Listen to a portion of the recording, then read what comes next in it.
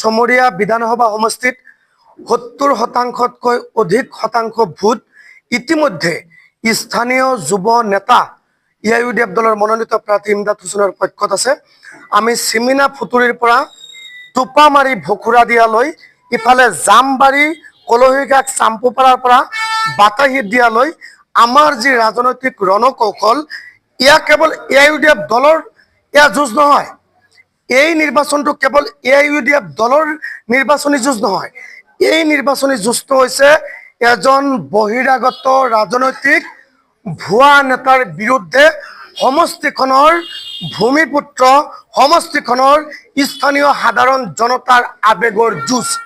আৰু চমৰীয়া সমষ্টিৰ সাধাৰণ শ্ৰেণীৰ মানুহৰ যি ক্ষোভৰ বহিঃপ্ৰকাশ, তেওঁলোকৰ আবেগৰ যি বহিঃপ্ৰকাশ, কংগ্ৰেছ দলৰ পৰা স্থানীয় নেতাক টিকটৰ কাৰণে গোটেই ৰাইজে দাবী উত্থাপন কৰিছিলে।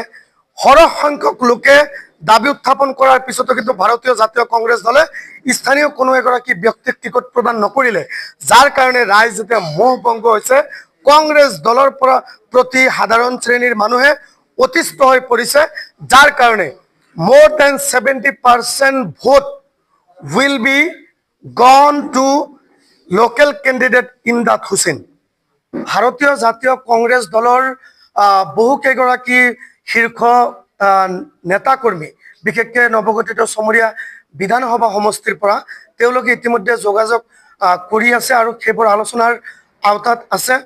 কিন্তু যিহেতু এই সমষ্টিখনত তিনিবাৰকৈ কংগ্ৰেছ দলৰ পৰা বিধায়ক ৰেকিবউদ্দিন আহমেদে পূৰ্বৰ ছয়গাঁও বিধানসভা সমষ্টিৰ পৰা নিৰ্বাচিত হৈছিল, সাধাৰণ জনতা সাধাৰণ ৰাইজ এতিয়া বিধায়ক ৰেকিবউদ্দিন আহমেদৰ প্ৰতি অসন্তুষ্টি প্ৰকাশ কৰিছে, অতিষ্ঠ হৈ পৰিছে।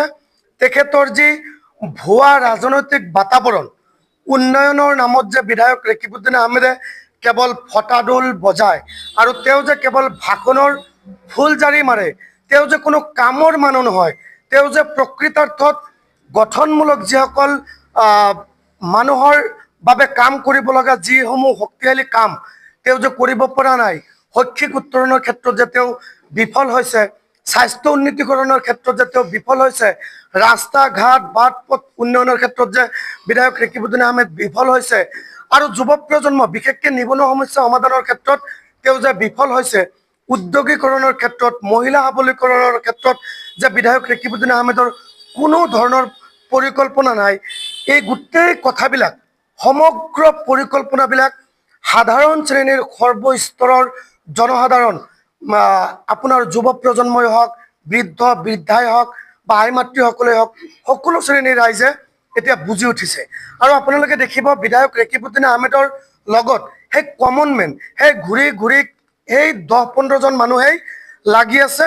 তেওঁলোকৰ ব্যক্তিগত মুনাফাৰ বাদে সমষ্টিখনৰ সাধাৰণ ৰাইজৰ উন্নয়নৰ স্বাৰ্থত কোনো ধৰণৰ যে কাম কৰা নাই, তাৰ উচিত জবাব দিয়াৰ বাবে আগন্তুক 26ৰ বিধানসভা নিৰ্বাচনত স্থানীয় মনোনীত প্ৰাৰ্থী ইমদাদ হুছেইনক জয়ী কৰাই দেখুৱাব।